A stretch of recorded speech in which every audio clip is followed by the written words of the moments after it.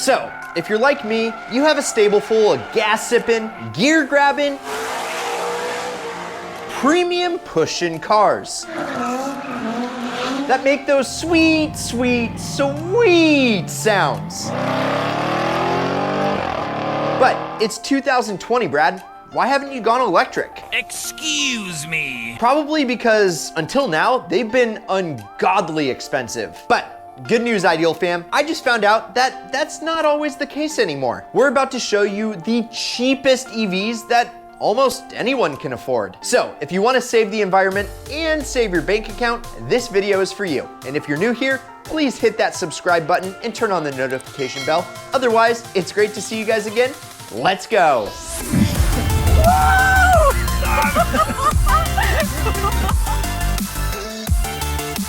Real quick, before we get started, if you haven't already, click the first link in the description and go give us a follow on Instagram. It would mean a lot and it would be awesome for you to join the fam. So go hit the link and let's get on with the EVs. Because it came as a surprise to most of us, well, not really, but recently Ford gave up on making passenger cars. What? But a few years ago, if you walked into a dealership with 30 grand and a hatchback was a must, you had some options, like the brilliant Focus RS, or the not so electrifying Focus Electric. Yeah, that actually was the name of it. Sure, it's a Focus, an arguably great little car, and if you bought the Focus Electric, it looked similar to the Focus RS. But unlike the RS, you would definitely regret choosing the electric, mostly because of the painful depreciation. Prices on the Focus RS have yet to dip into the $20,000 range, and that's for good reason. The Focus RS is one of my favorite cars and a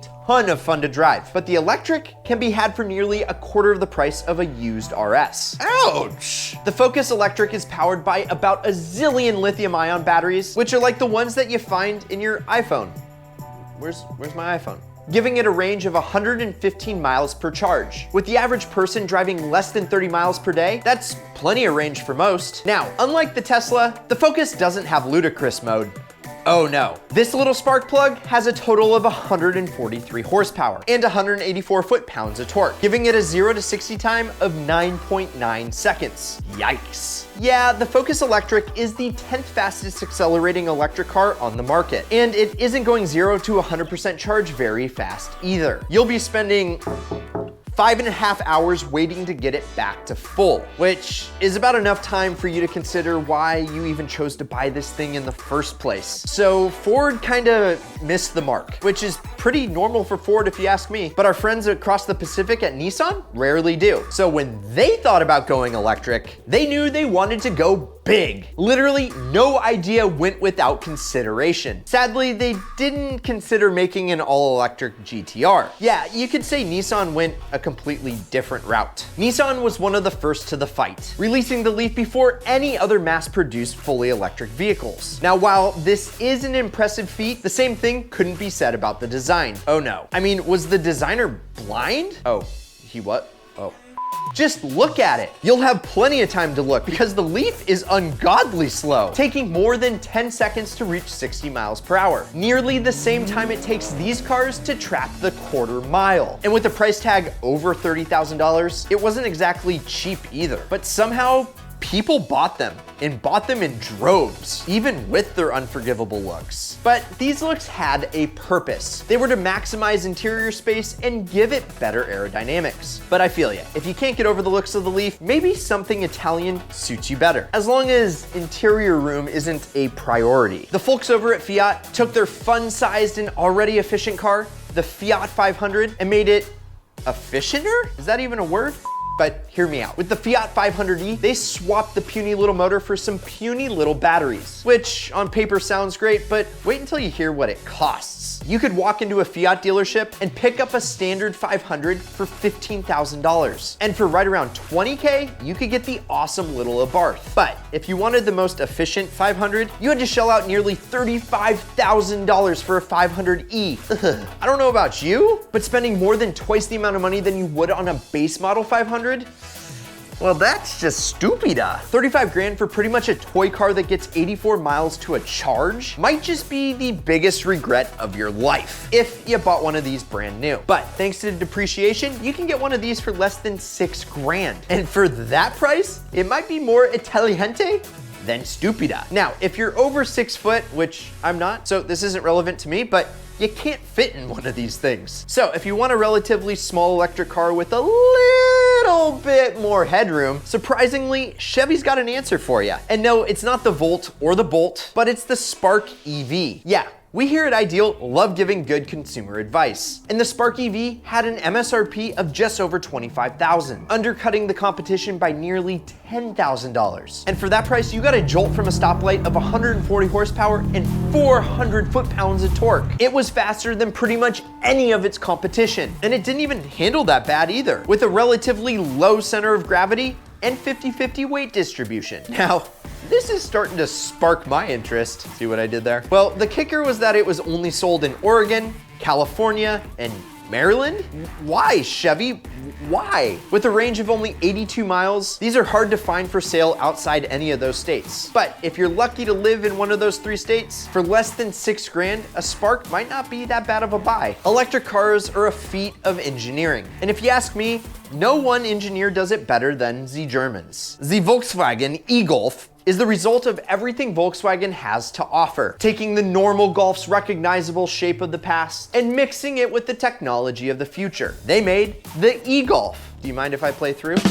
The engineers at Volkswagen just sprinkled in a little sauerkraut into the Golf's recipe, electrifying an already great car, while not messing much with the Golf's already good looks or their interior. In fact, it's so close to the regular Golf that most average motorists would never know you're even driving an electric car. Now, remember we were just talking about the tall guys? Well, this passes the tall guy test. Inside, you're gonna find a surprising amount of legroom. And personally, I think the Golf is a surprisingly underrated EV for right around 10K. It is one of the more pricey models on this list, but with 126 miles per gallon, it practically pays for itself. An even more practical car that here at Ideal we think is severely underrated is the Kia Soul EV. The hipster hamster mobile became electrified in 2014. While it's emissions free, the Soul EV isn't fun free. Oh no. Bringing the usual spunkiness of the standard Soul into an electric package. With a sub 10-second 0 to 60 time, which is actually decent when you're talking about cheap EVs, the Soul was alive. And while it isn't Kia's most successful EV, it was their first. And you never forget your first. And not only that, it was actually pretty great when it launched. With a city driving range of roughly 104 miles, you and all your hamster friends could party all day long. So to sum it all up, it's a decent first start in the EV world for Kia, and a decent first EV for you for around 9,500 bucks. And since we're mostly talking about first generations here, let's just say that this one is one that we want to forget. It's the fugly and fuel-free Mitsubishi Ive EV. 2015 was a sad year. It was the year that Mitsubishi canceled all plans to make the Lancer Evo. A dark day in car history for sure. And their new crossover or electric car fleet is no replacement. And this is where it all started, the Ive EV. With an abysmal 62-mile range, this car was made for only city folk in mind. And even they wouldn't touch this car with a 10-foot pole. I mean, it's ugly. It looks like a golf cart with doors. And it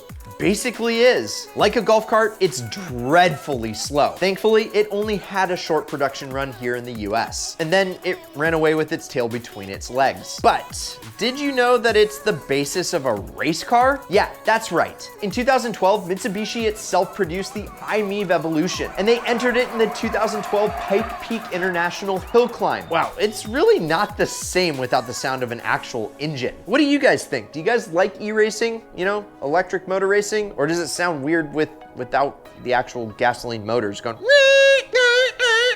Anyway, okay, so you still want an Ive EV? You're nuts. But here you go.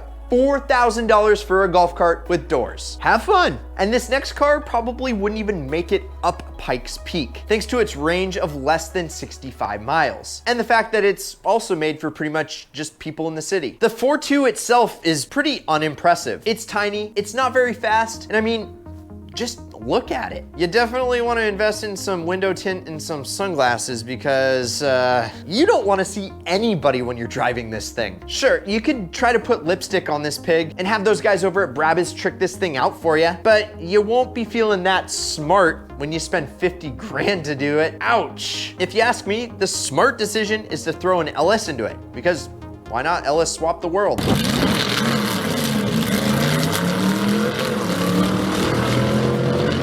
Yeah, that is so rad, but that would completely ruin the purpose of having an electric car. But at least it would have better range, right? So your electric standard drive smart car would set you back around 20K brand new. But now they can be had for a fraction of the price, like a quarter of that original MSRP. Sadly, this proved not to be a very smart decision for drivers or executives at Smart as they left the US market in 2019. And the one smart decision that I could totally get behind, and you should too, is getting a lightly used Tesla Model S. Even though Tesla prides itself on making the cheaper Model 3, on the used market, those are actually still taking a premium over a used Model S. And little did you know that the Model S is actually Elon's favorite child. Whether that guy is launching rockets into space or converting the James Bond Lotus Esprit submarine into an electric amphibious car, or just working on how to power the future generation. I gotta say, Musk is making leaps and bounds in the world of technology, and that's all thanks to this car. Well, maybe don't think it yet, because Tesla had a net loss of $775 million. Nevertheless, the Model S was the first EV that excited pretty much everyone.